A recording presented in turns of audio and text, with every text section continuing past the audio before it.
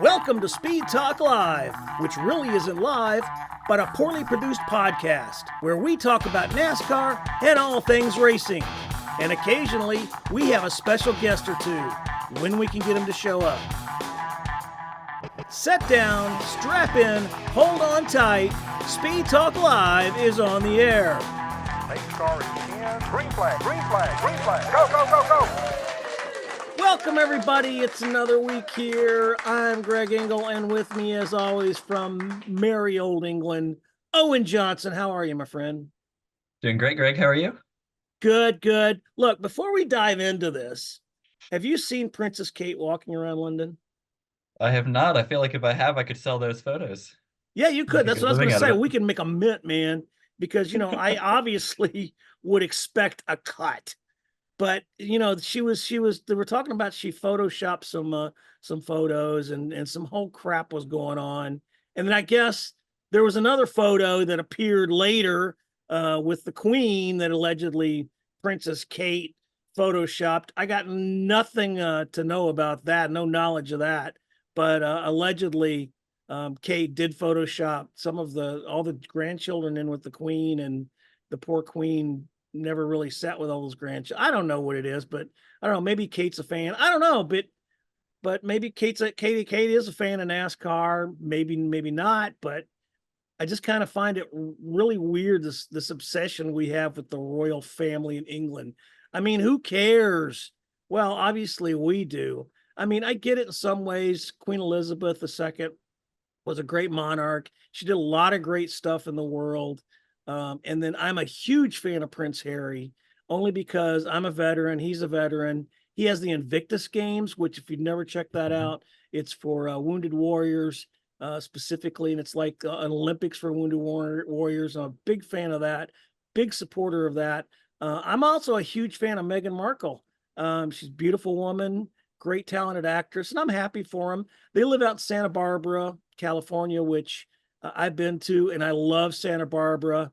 So I'm kind of jealous that they're able to do that. But this royal obsession we got, I don't understand it, and why it's breaking news that Kate is out seen walking with her husband. So, but anyway, if you do see her, snap a couple shots, man, and hook a brother up, and we'll make some money off of that. So there you go. I'll keep an eye out. Okay, you keep an eye out. All right, let's talk about Bristol, because it wasn't just a normal Bristol race. It was one of the best races I have seen in many, many, many years in recent memory. And Denny said on his podcast earlier, Denny Hamlin, who won the race, that Denny Hamlin won. Let's not get past that. They cleaned off the dirt. We were back to the concrete at Bristol. And he said that in practice, they noticed that with 30-lap runs, even in practice, they were starting to see some issues, but they really didn't think too much about it, because everyone thought once the rubber got down and the track warmed up, it would get better. Well, it turned out it didn't, and that made for an amazing race. Crews and drivers were challenged, and that's something that gave all of us a show. Here's what Chris Gabehart, the winning crew chief, had to say. It was fantastic. The whole weekend was nothing what any of us expected. The driver, the crew chiefs, the engineers, the pit crew, the team, the spotter. I mean, from the minute practice was over, we suspected something was going to be different. And I think a lot of us thought maybe 80 or 100 in, this place would kind of rubber in and get a little more familiar. But it did not, and it was a blast. And I'm not just saying that because we won. I'm saying that because it was fun to have to do something so unrefined. Everything about our business gets to be 16th of a round and 10th of an air pressure. And boy, Denny, if you just maneuver this 3 inches, you'll be perfect. There was not going to be perfect this weekend ever. And I thought that made for a fantastic show. And at the end of the day, most of the drivers seemed to like it, including winner Denny Hamlin. Listen, it's certainly most of the answers you're going to get from me today. It's going to be from a bias standpoint, right? We won the race. There's probably a handful that hated what happened, but I think if you change nothing, right? If you change absolutely nothing with the tire, nothing with the resin, and we came back next week, many teams would make big adjustments with their cars to help with tire wear, and drivers would make adjustments. So it would automatically get better no matter what. Do we want them wearing out in 40, 50 laps? No. That's probably a little bit on the low end for sure. But certainly this is what happens when you get tire wear. It is comers and goers, and I guarantee you, surely you guys at NASCAR have sent out a stat pack of all the passes that happened today. So, yeah, it has to be. But, I mean, there was just, there was times where I was leading and Ty's just pressure me, and I'm like, no, it's not time. It's go ahead. And that's how it used to be. It really used to be that way. So it was fun from my standpoint because obviously I had a good car that helped me, do what I needed to do. Of course, Goodyear came out during the race, and they sent Greg Stucker out there, who's the director of their racing operations, and he was saying, we don't know what's going on. We don't understand it, and really distressed because, let's face it, Goodyear missed the mark on this one. But boys and girls, to me, this was a happy accident. It was a beautiful disaster. And Chris Gabehart was asked about this and about the fact that, are they going to bring these tires back in September? Do you think they'll be able to fix this issue? And what could happen in the future? Well, I mean, again, everyone in this garage area, whether it's the teams or NASCAR or Goodyear, are so good at what they do that it's rare that you have surprises anymore. Everything's typically so well thought out and calculated, and this weekend, for whatever reason, we just missed. Now, we've seen this before. We've seen cold Martinsville races not rubber up. We've seen Dover last year in practice, concrete track didn't rubber up. And yesterday, all of a sudden, didn't rubber up. There was a small change with the traction compound that got laid on the bottom, and whether that contributed or not, who knows? But my guess is we will bring something different back. But I really think we have to learn from this. I mean, you've been hearing the drivers and the teams ask for challenges effectively, and it was a challenge today. So. Me personally, I hats off to Goodyear. I mean, I don't want them to get any heat for this. I think Goodyear makes million-mile tires on the road. I don't think they should make million-mile tires on the racetrack. I want them to have to make these drivers make decisions, make these crew chiefs make decisions, and if they blow out, that's on the crew chief, and that's on the team. I think that should be, part of our sport to a certain degree. And force the world's best to make decisions. All right. So we had a great race. We had guys and drivers and teams adjusting to it. The TV ratings were up significantly. Of course, this race last year in this position was Atlanta, but they had great TV ratings. Let me ask you, Owen, first off, did you see it in the pub? I know what the answer is, I think. I had a swim meet, so I had to watch it a little bit delayed, unfortunately, but I came into it knowing how good you thought it was, and I was definitely not disappointed at all. Great race, a lot of strategy plays and movers and shakers, which we haven't seen on short tracks really since the next gen got introduced, and so I really enjoyed it.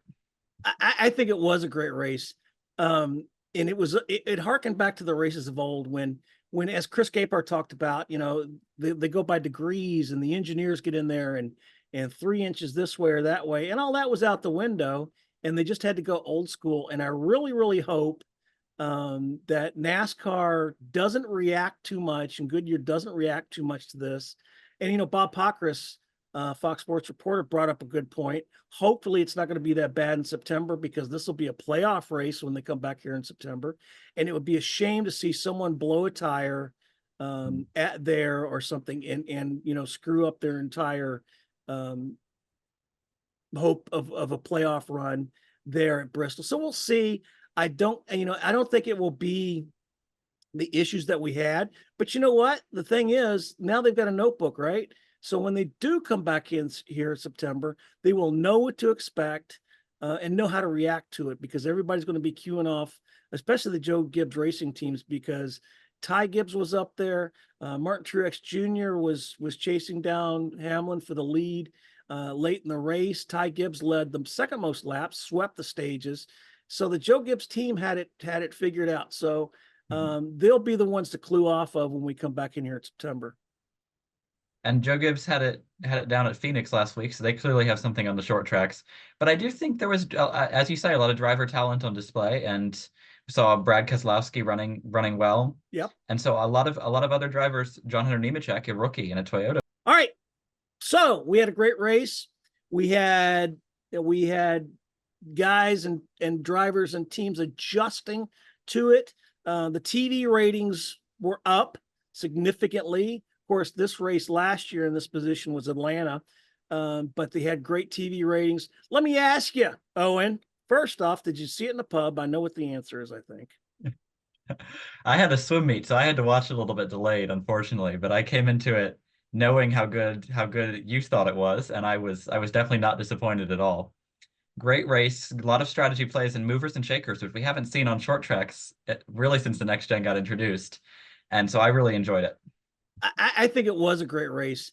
And it harkened back to the races of old when as Chris Gabehart talked about, they go by degrees and the engineers get in there and 3 inches this way or that way. And all that was out the window, and they just had to go old school. And I really, really hope that NASCAR doesn't react too much, and Goodyear doesn't react too much to this.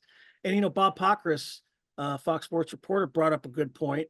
Hopefully it's not going to be that bad in September, because this will be a playoff race when they come back here in September. And it would be a shame to see someone blow a tire at there or something and screw up their entire hope of a playoff run there at Bristol. So we'll see. I don't think it will be the issues that we had, but you know what? The thing is, now they've got a notebook, right? So when they do come back in here in September, they will know what to expect and know how to react to it, because everybody's going to be queuing off, especially the Joe Gibbs racing teams, because Ty Gibbs was up there. Martin Truex Jr. was chasing down Hamlin for the lead late in the race. Ty Gibbs led the second most laps, swept the stages. So the Joe Gibbs team had it figured out. So they'll be the ones to clue off of when we come back in here in September. And Joe Gibbs had it down at Phoenix last week, so they clearly have something on the short tracks.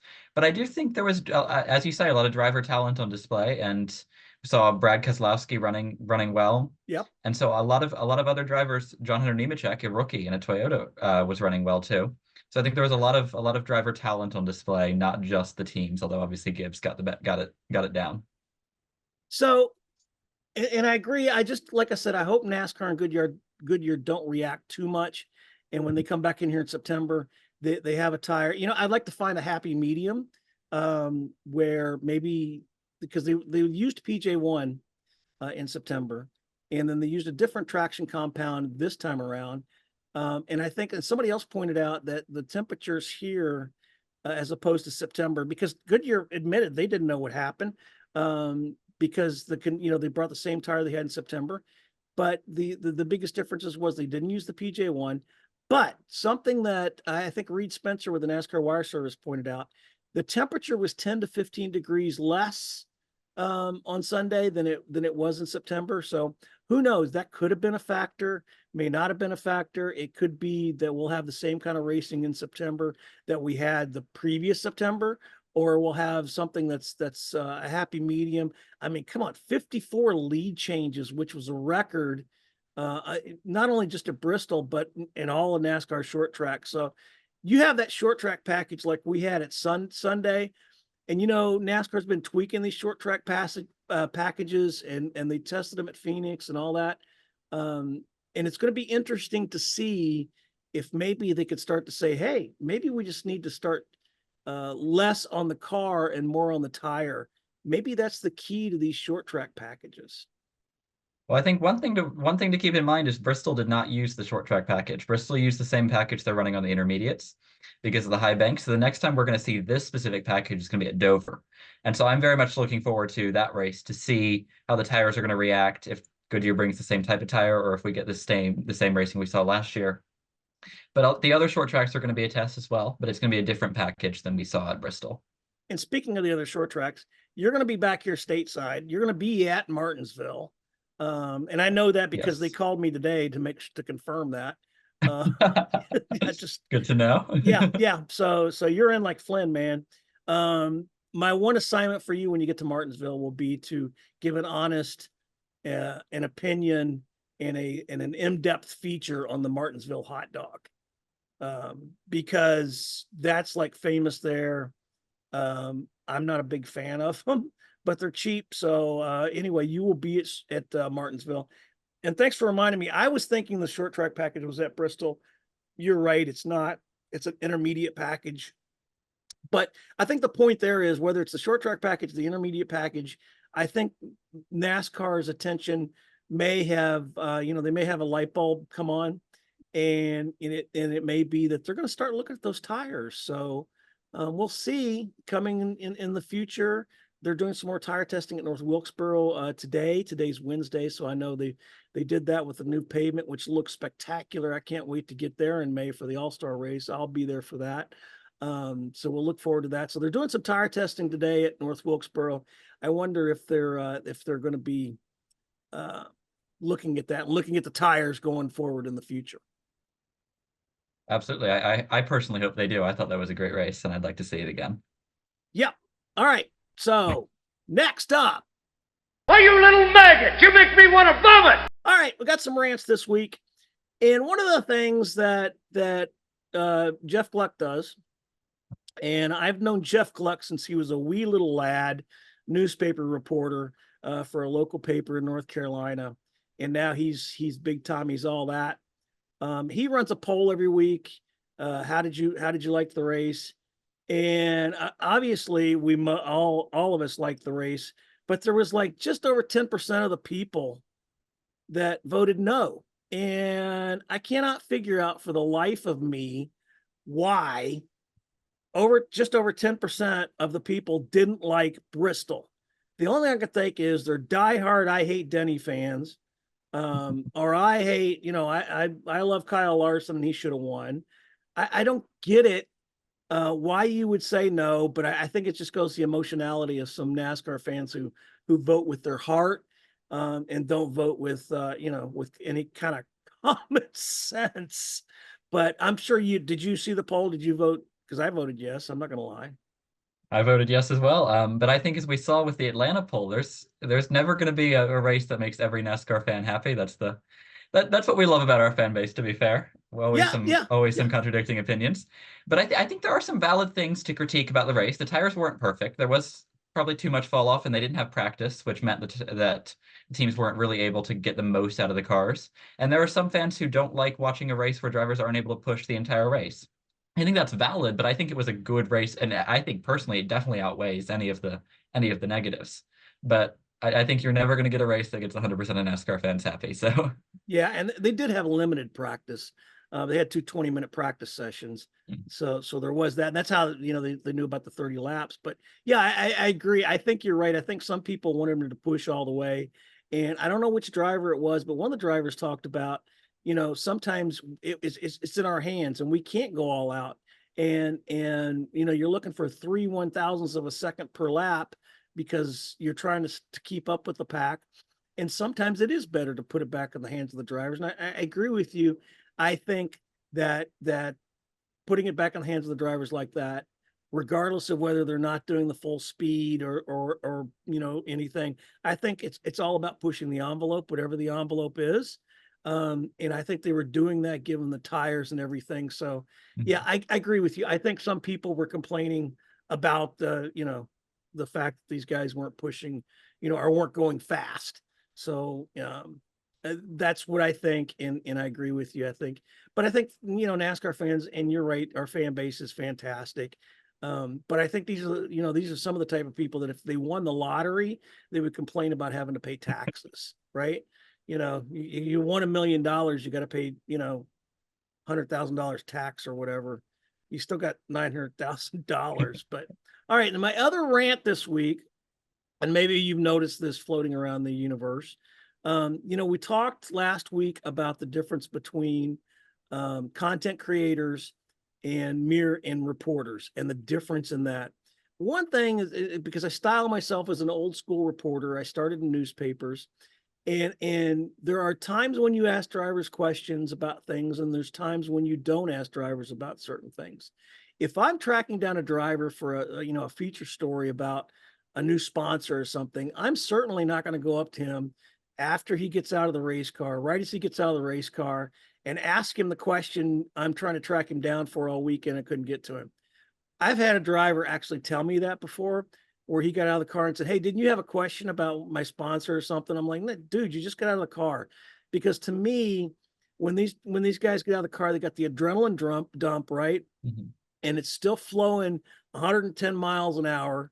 And you're not going to get the same answer from them that you would 20 minutes later when they've had a chance to calm down. So a lot of times you see these drivers get out and all sweaty and red faced and still pumped and still fired up.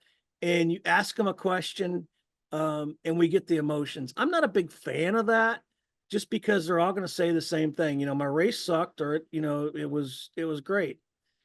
I think like we talked to Martin. They talked to Martin Truex Jr. on coming second this past weekend. I think that's important, but I don't care about sixth place.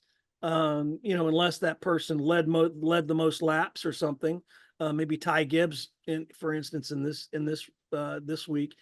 I saw somebody, and I'm going back to content creators, because some of these content creators do great work, and they bring a lot to the sport, but there's sometimes when I think they kind of step over the line a little bit.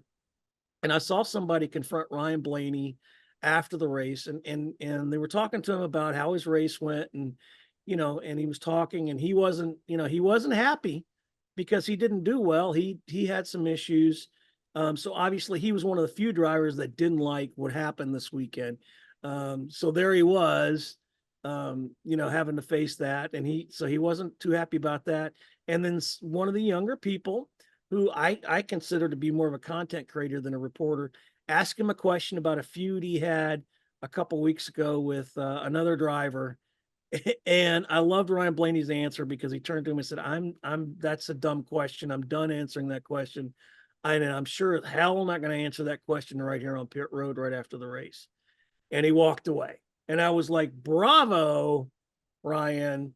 It must, I think it's these guys need to stand up and say that, because there was times in the past when he would have, sucked it up and tried to answer the question. But no, he knew this wasn't the right time and the right place to do that. And just like the old adage when you see on TV, when you see a guy in the garage sitting in his car in the middle of the race and it's broke, or he had a wreck or something, if his window net's up, you don't approach him. If the window net's down, he's fair game. And I think it's the kind of the case here. So that's my rant on that. If you're a content creator, start to learn the appropriate times to ask the right questions. And when a driver gets out of the car, talk to him about his race, talk to him about how his day went.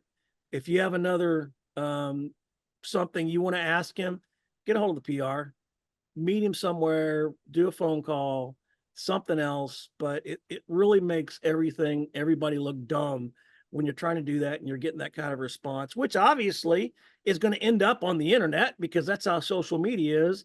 If Ryan Blaney's acting ugly and cussing and blowing you off, that's going to end up on social media. And that's where I saw it. That's where it ended up. And that doesn't look good for anybody. So there's my rant. You got any rants before we move on? I mean, I think that's what we love about Ryan Blaney, is he's going to tell you what it is. But I do think, just to your point about the interviews getting out of the car, I personally have really enjoyed the move from recent years to front stretch interviews instead of victory lane. I think I really like the raw emotion of the drivers as they get out of the car, and I feel like it's almost less scripted. It's less of the runoff of the sponsors and a little bit more about the real emotion of the race, especially for some of the first wins or long droughts, when the drivers are really emotional getting out of the car. I really enjoy seeing that from the drivers. And, I remember back in probably when Jimmy Johnson first came on the scene, and everybody chided Jimmy Johnson for being the vanilla, right? And he was in a lot of ways. But I remember him qualifying. I think at the time it was called Lowe's Motor Speedway, Charlotte Motor Speedway. And I remember him getting out of the car after qualifying, and his hand was shaking. And I didn't understand that at first. It took me a minute to realize, why is his hand shaking?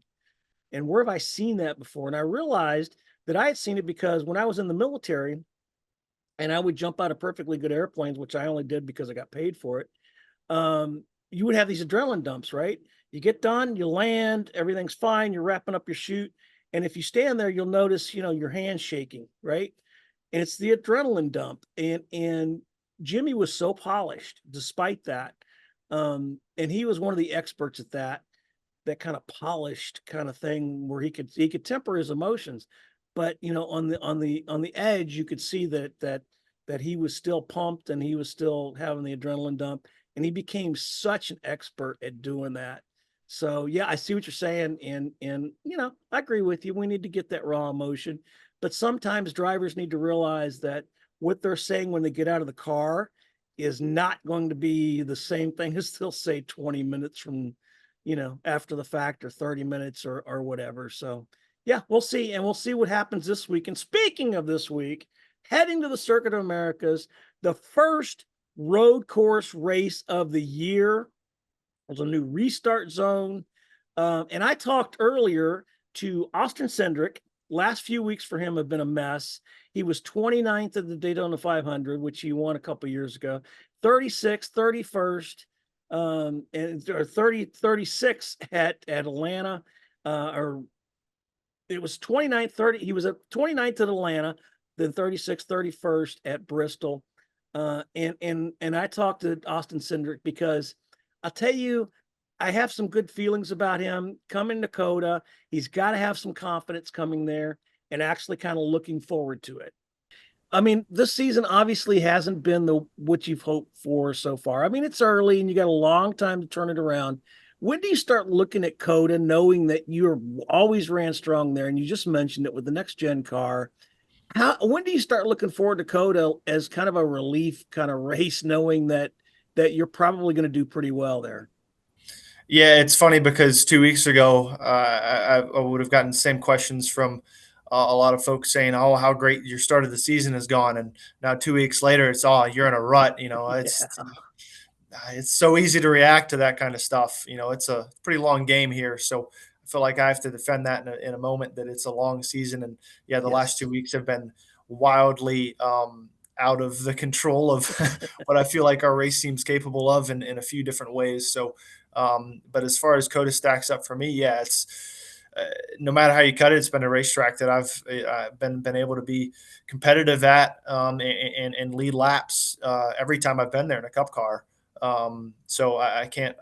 Personally, it's not necessarily my favorite racetrack, to be honest, but it's somewhere that we performed well. I seem to have a package that works well there, and yeah, after the last couple of weeks, I'm very hungry to just execute and everyone get to do our jobs. I mean, that comes down to my pit crew as well, and just everybody just kind of getting in a rhythm again, because we haven't been able to, and as much as we race, it feels awkward to not have anything to really think about from a normal standpoint of like, oh, we maybe need to do this to improve the car or that, not have these massive issues, whether if it's getting wrecked out early or, having this tire and track debacle or any of that. Like, let's just reset. And I think it's a great weekend to do it.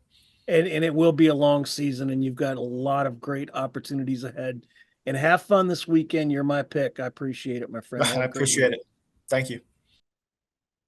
So there you go. The guy's got 3 starts there, 2 top 10s, a top 5 in the Xfinity Series. And as I told him, he is my pick for this week. So tell me your thoughts on COTA and who you got this week. Well, I think just a few things to address before COTA is on the topic of packages. It's a different package this year. The same short track package will be on the road courses.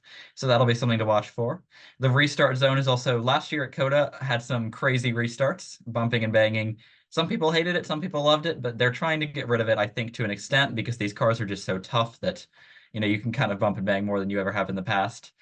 So that we'll see if the new restart zone changes anything there. But the two guys I've got my eye on, Kamui Kobayashi and Shane Van Gisbergen. It'll be an Indianapolis Motor Speedway road course rematch here. See if either of them can get to victory lane. But I think my strongest pick is going to be Tyler Reddick. He's been very good on the road courses in the next-gen car. Those Toyotas have been fast with the package they're running. So we'll see if that translates to road course speed. And he's the defending winner. So there you go. Mm-hmm. I think both of us kind of agree on our picks. One thing that we didn't have is a Chevy. We got Toyota with Reddick. We got a Ford with Cindric. So, if a Chevy wins this weekend, well, that'll be on us. And I think the last Chevy that won there was Ross Chastain. I believe that was 2 years ago. So yeah, we'll see. We'll look forward to that, and hopefully it won't get a lot of rain like we had a couple years ago. I haven't seen the forecast, but looking good, my friend. I think it will be good. I hope to talk to you after COTA. In the meantime, we got to work on getting you to the pub, man. We got an update on that? We got to find a new. I'll find some pub that we'll put it on. We'll find a pub that has Viaplay. We'll find one. Well, I'm talking to Jimmy next week, Jimmy Johnson. I hope to get him on this program. I got to talk to him about something else, and if all the cards plays right, I'll get him on here. And he is living in England, so maybe you guys can hook up and go have a NASCAR watch party somewhere.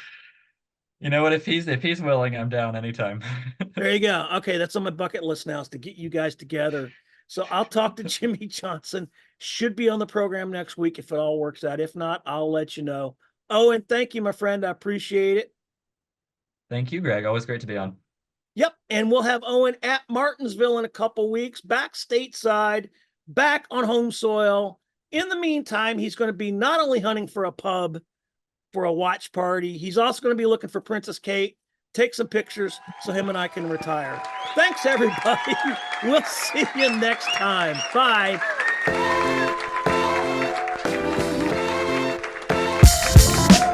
Thanks for listening to Speed Talk Live. For questions or just to tell us how bad our production is or to leave other feedback, leave us a comment below. For all the latest NASCAR news, visit www.cupscene.com. Until next time, peace out and let's go racing.